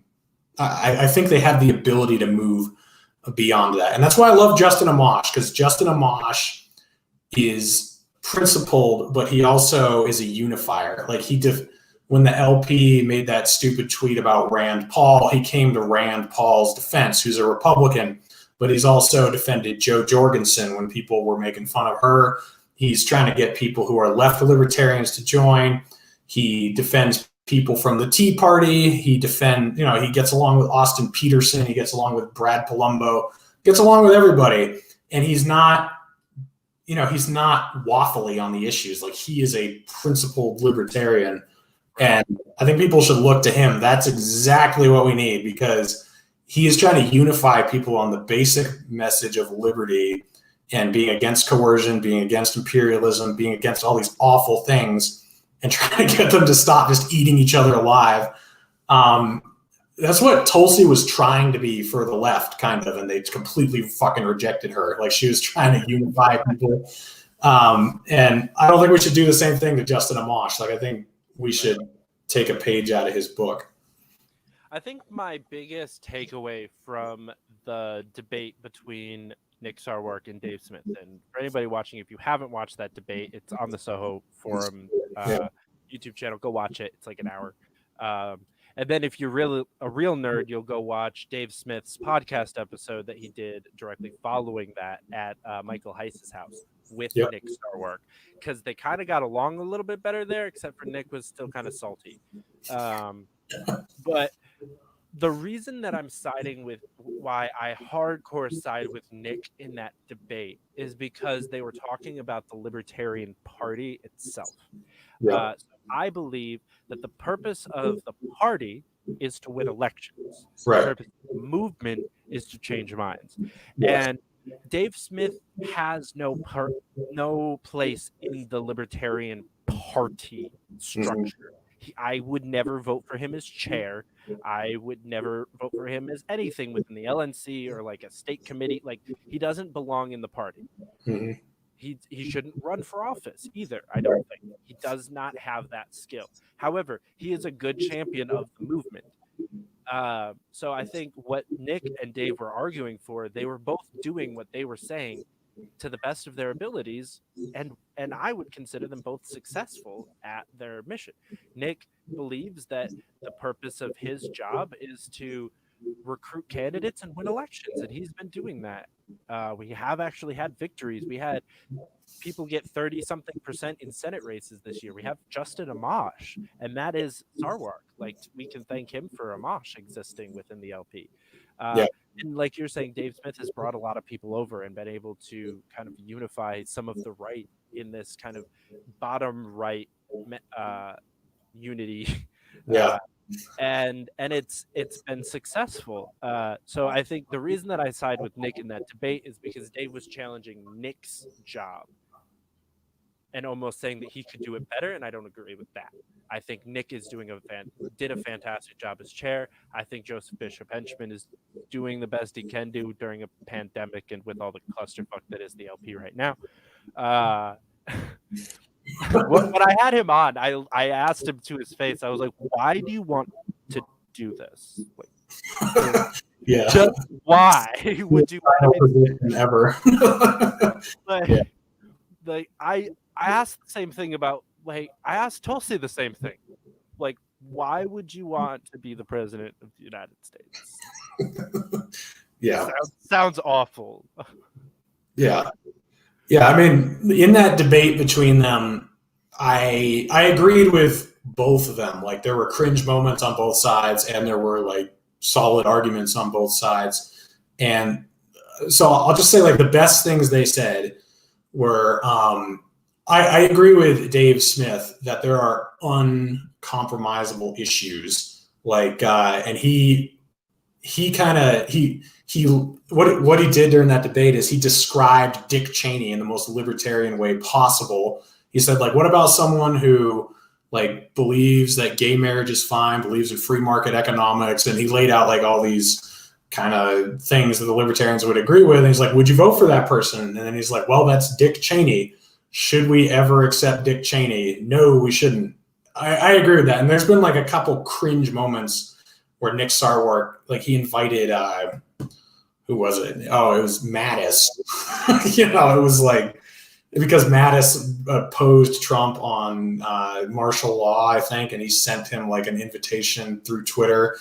Like, yeah, that's kind of cringy. Like when he also invited John Bolton to join the LP. Yeah, stuff like that. It's just like and Dick Cheney.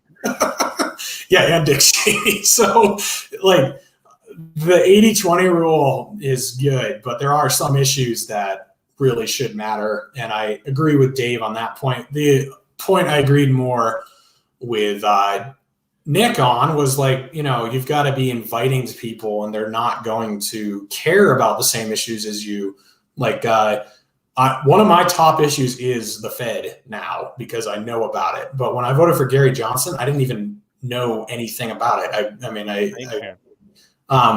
And Dave Smith, like he says, we need to really push end the Fed. And I agree, but that's not how you get people to join. Like, nobody knows what the Federal Reserve is. They don't realize that there's all this income inequality and that the dollar's crashing and that we have all these wars because of the Federal Reserve. Like, you've got to bring them in and then explain to them, and then they become more libertarian. Like, I am pretty much 100% libertarian, like right down the platform, plank for plank.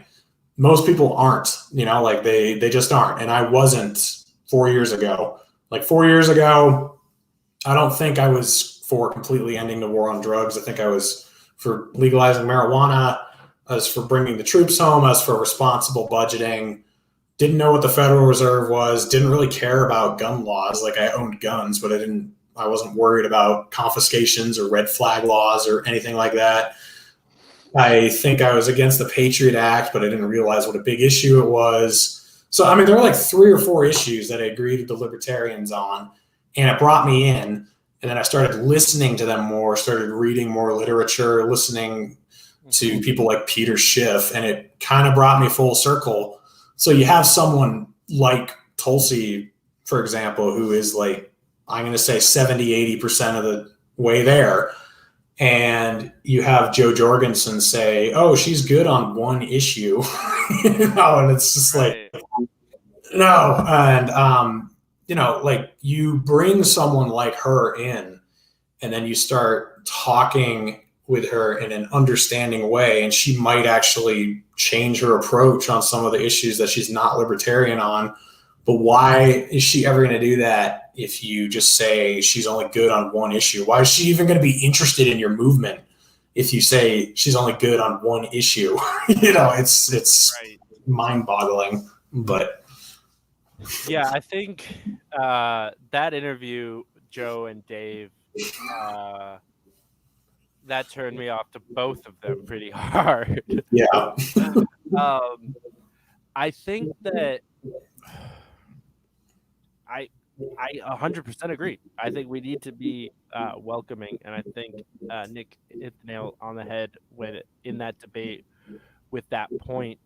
I think that the idea of having unwavering issues that the person has to agree with, I think even something like end the Fed, I think as long as they don't agree with the opposite, if they are neutral or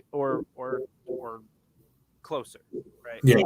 On whatever issue, then that's fine. So maybe they don't understand what end the Fed even fucking means. If you have a politician that's campaigning on the libertarian line and he has never said the words end the Fed for his entire campaign, that's fine. Because like you said, you didn't even know what it meant when you joined the LP. Right. What made me turn off to Dave Smith completely, what I would have said to Dave Smith if I was at the after party, which I was invited to and I didn't go to because I'm a lazy bum, is that he talked about that 3.5 million people voted for Gary Johnson and none of them actually became libertarians. Right. That's bullshit. You and I are both proof of that. Right. I think that a lot of people didn't become libertarians. That's fine. But once you get them to check a box that's not an R or a D, you have won a huge battle. Yes. already. Yeah. I don't even care if they voted for Gary on the independence line. That means something. I mean, Right. my parents voted for Gary Johnson. I think they voted for him on the libertarian line. I'm not even sure about that. Yeah. Because they usually vote the independence line. Then they voted for Larry Sharp. Yep. Then they voted for Joe Jorgensen. Right. Like, they don't give a shit about the LP. Like, you think you're kind of detached from the LP. They could not care less. I've tried to get them to help me start a county organization and actually like register as libertarians. Yeah. And no. But my entire family votes libertarian. So pretending that those people don't exist and that doesn't get bigger every year is just a fallacy of logic, and it's defeatism. Yeah. Didn't most people who have ever joined the party join this year? Like, isn't the party membership's up big time, right? That sounds like a thing that would be true. I don't know. Yeah. I mean, Joe Jorgensen tanked though. Like, oh yeah, no doubt. Vote-wise. The one argument that I have heard is that she got almost as many votes on the libertarian line as many votes as Gary did on the libertarian line. So that's at least slightly a defense for Joe.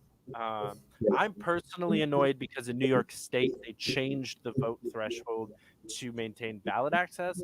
And because she not only did worse than Gary, she also did worse than Larry Sharp and fell super far behind the new vote threshold. And the Libertarian Party of New York State technically no longer exists.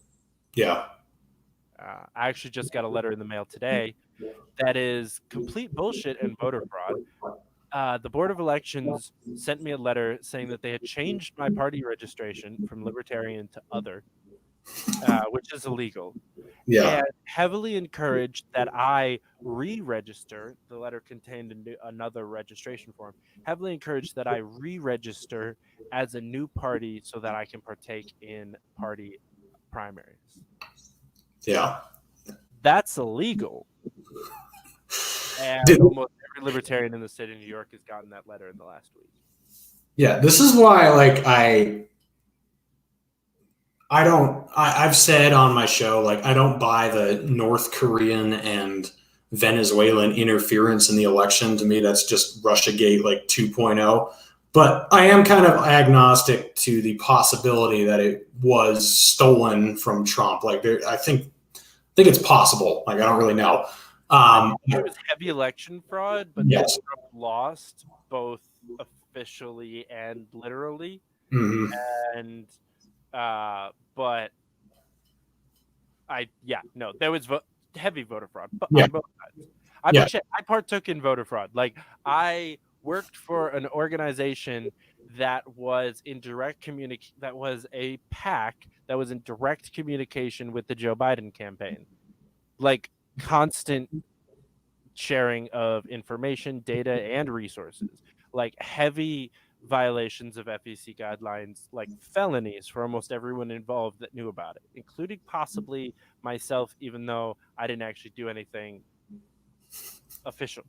Yeah. But I knew about it, so I think not reporting it is at least somehow illegal, I'm sure. Like, aiding and abetting. Like, there was heavy voter fraud in almost every way possible. Well, what I was going to say is, like, so I don't know if it was stolen. I sort of doubt it. I think the bold claim needs the proof, not the lack of belief. Like, I'm kind of there. Just like we were talking about with religion earlier. But even if it was stolen, like, I don't have a lot of sympathy because the Republicans did the same shit to us, like, the entire election. And I've known for a while that our elections are not rock solid. They haven't been forever. You know, like, George Bush probably didn't win in 2000. We saw what they did to Ron Paul. We saw what they did to Bernie Sanders, at least the first time. And then the second time, even if, like, I think Iowa, they probably did some, I think there was a report that Iowa rigged it for. Hella rigged. Yeah. And then even if no other states after that did anything weird, they totally paid everyone to drop out and endorse Biden after South Carolina. So like this type of stuff's been going on forever. And some people have been trying to fix it, like Tulsi Gabbard with her bills to protect America's election integrity. If we actually care about this, if all the Republicans actually think that the election was stolen, they should all co-sponsor that bill right now and get it voted on. But guess what? It's got like, I think 3 co-sponsors in the House, hasn't been introduced to the Senate. And she's introduced what, like 3 or 4 election integrity bills, I think. And like none of them have any co-sponsors. So if people really think this election was stolen, that's where we need to start. Like we need to fix the voting system. But I don't think the Republicans would care at all if it had gone the other way and there was obvious fraud. And then the Democrats don't care the way it is, but they would care the other way. So they don't want to fix it. Like they like this instability because they can fundraise off of it. They can say, see, the Republicans don't want your vote to count. They're trying to bar your access to the ballot box. And then the Republicans can say, see, they're having dead people vote and they're, having illegal immigrants vote and you need to vote for us to stop them. So like this stupid fucking division is intentional so that they can keep profiting off of it. Solving the problem would make potential fundraising go away. So did you ever notice how Democrats almost always add votes and Republicans almost always subtract them when they commit fraud? Yes, yeah, I have. Dead people don't vote Republican. No. Neither do illegal immigrants.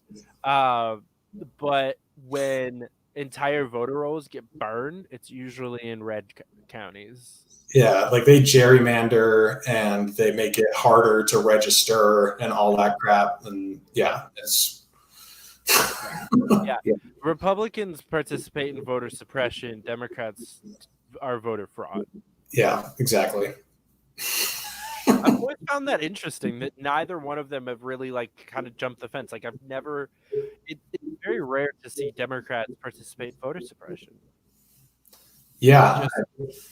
Even amongst third parties, like in New York State, it's happening right now. Like Cuomo is doing it, what I'm talking about right now, but it's rare to see it, I think. Although this year the Democrats were successful in kicking the Green Party off the ballot in like 4 or 5 states, I think. Really? The Republicans tried with the Libertarians, but they didn't get it. I know the Texas is the one I know that they tried. Dan Crenshaw, he was literally signed on the lawsuit to try to get them removed. Right. Such a schmuck. Yeah, I wonder why. I've got to do a video because of that Facebook group we got. And some people are like, why Amash? Why not Crenshaw? I've got to I'm actually going to have Elliot on the show again. And we're just going to talk about Dan Crenshaw and how terrible he is in like every way. Because I totally understand the appeal. Because if you don't know anything about his voting record, he's a cool, suave, like hip dude who's been on SNL. He's been on Bill Maher's show. He's funny. So I get it. Like he's cool, but you've got to understand who this guy really is. And you won't like what you see. Yeah, I think if you're voting off of somebody, or if you're voting for somebody because Pete Davidson and Bill Maher talk to them on TV, you might want to rethink your voting strategies a little bit.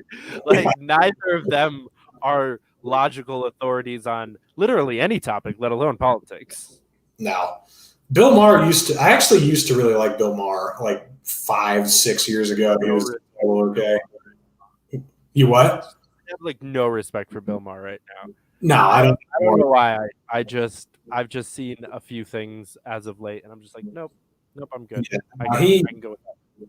I don't know if he was like co-opted or if he's just gotten dumb or if it's just Trump derangement syndrome. But like, yeah, he's been a disappointment. Like he got kicked off of his platform in 2001 for things he said about 9/11 and our imperialism. Like, he got kicked off TV. And then when he came back, like, he had a show called Politically Incorrect, and he had people on who were always questioning the establishment narrative. And even when he restarted his show Real Time, like, he had Ron Paul on a couple times. He almost endorsed Rand Paul in 2015.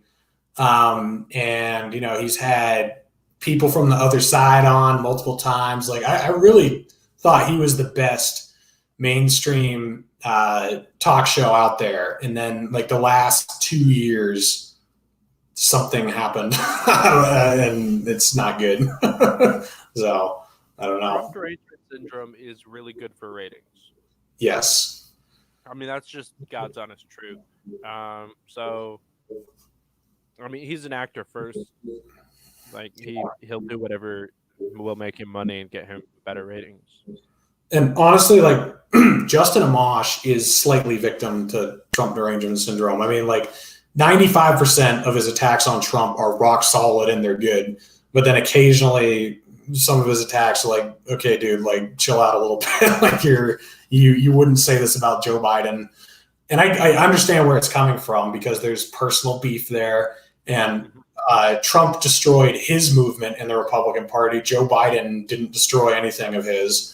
You know, like, Trump has, I honestly, even though I would vote for Trump before Biden, like, I despise Trump more because he's ruined the liberty movement in the Republican Party. Like, he completely supplanted it with himself and it's gone. So maybe that's a good thing. Maybe it's good that he finally, like, completely destroyed whatever was good about the Republican Party, so it had to go somewhere else. Maybe that's good. But, like, I understand the personal hatred. Mm-hmm.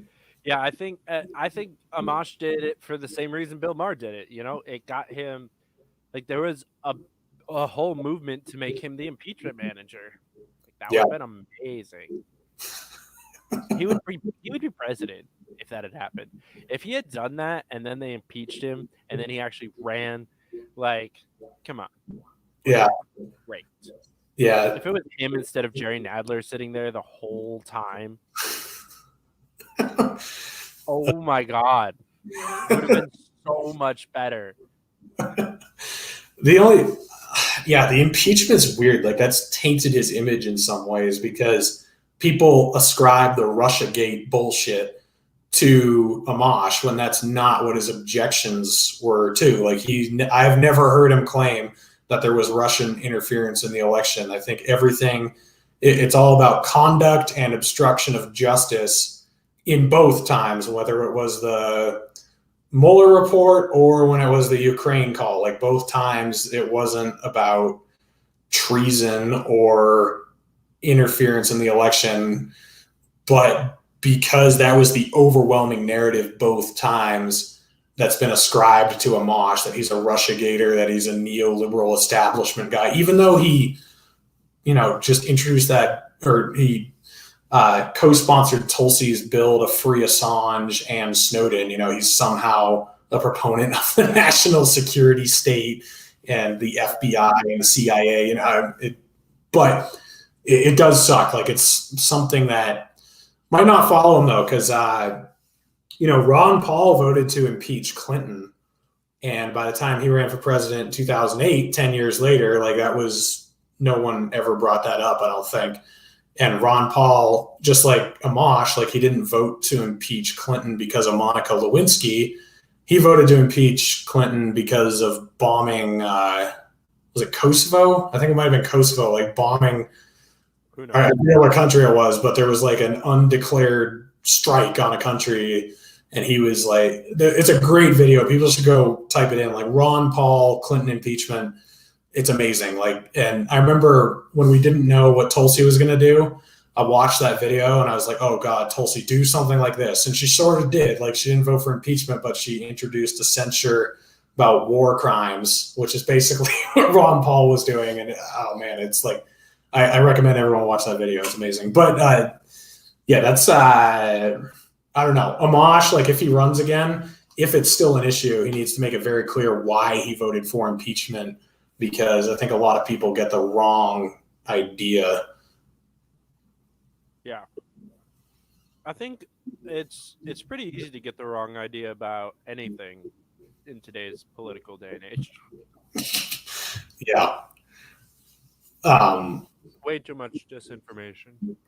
Yeah, I mean, like, there are so many reasons to hate Trump, but 95% of the reasons people hate Trump are the wrong reason. And then it was the same with Obama. Like, there were so many reasons to hate Obama, and people chose the wrong reasons. Like, it was he doesn't respect the military, or he's not hard enough on terrorism, or he's a suits. Yeah.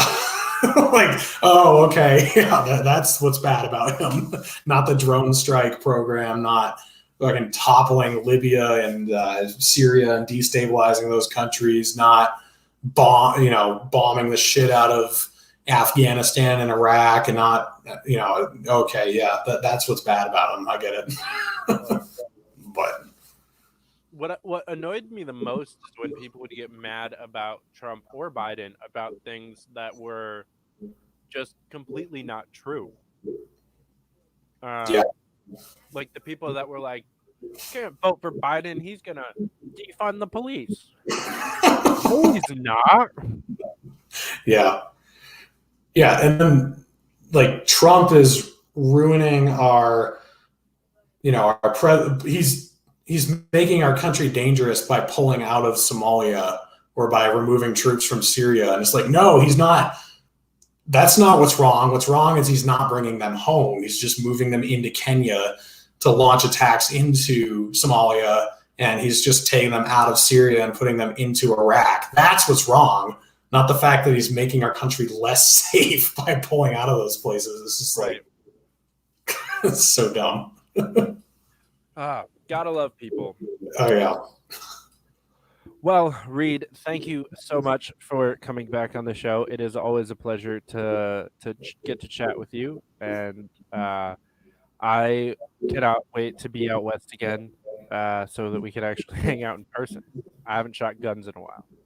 Yeah, I've got to get more of my guns out here, but we'll definitely make something happen. And 30-round magazines are technically illegal in Colorado, but only if people know you have them. So,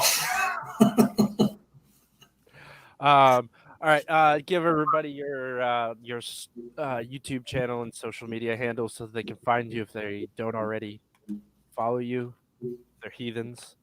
Yeah. So follow me on YouTube, Naturalist Capitalist. Follow me on Twitter. I'm at Reed Coverdale, and then I'm also helping run a separate account, Amosh Gabbard 2024. I think that's at Amosh Gabbard 24. So I am going to be heavily pushing this Amosh Gabbard 2024 thing. It's already catching a lot of heat, but I'm also going to be advocating principles that might not even show up on that platform. There's a platform laid out that is kind of a bipartisan, non-compromise platform that everybody can agree on. But follow my YouTube channel. I will continue to explain why we should get rid of the minimum wage and why we should get rid of the Federal Reserve and why we shouldn't have more regulations. And, I will continue my ultra libertarian message on my channel that you can follow. So check me out there. And we have a page on Facebook called Amosh Gabbard 2024. So follow us there. Awesome. Would highly encourage, especially a follow on Twitter, because dude, this guy's the sunshine to a shitty day. I just stroll at the end of the day, and it's like, oh yeah, abolish ICE. Yes. Recreational rocket launchers. Yes. Yes. Assault pitchforks. Oh God! Did you see where that originated from? Or was there an originating for that? Oh yeah. So Ryan Knight and Kyle Kulinski, who are both extremely anti-gun and have been talking about how we need to overturn the Second Amendment, how it's irrelevant, how we need to get rid of guns. They were tweeting the last couple of days about how if there's no Medicare for all vote brought to the House floor, or if there's no checks going out from Congress, we need to get out our pitchforks. And I was like, oh, so we can't fight the government with AR-15s, but we can do it with pitchforks. Gotcha. This sounds like a solid plan. They will die quick deaths. At least. Like, there's one like bright spot to that plan is you will die quickly. Multiple gunshots to the head seem like it's pretty quick. Yeah. So yeah, if you want to think about assault pitchforks, definitely give Reed a follow. And if you don't follow me, at David Fite, at Fight for Liberty.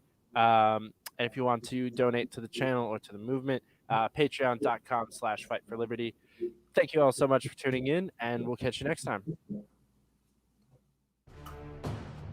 Hey guys, thanks for watching. Don't forget to click the like and subscribe buttons below. Follow us on Facebook, Twitter, and Instagram at Fight for Liberty, and support the channel at patreon.com/fightforliberty. And as always, keep up the fight.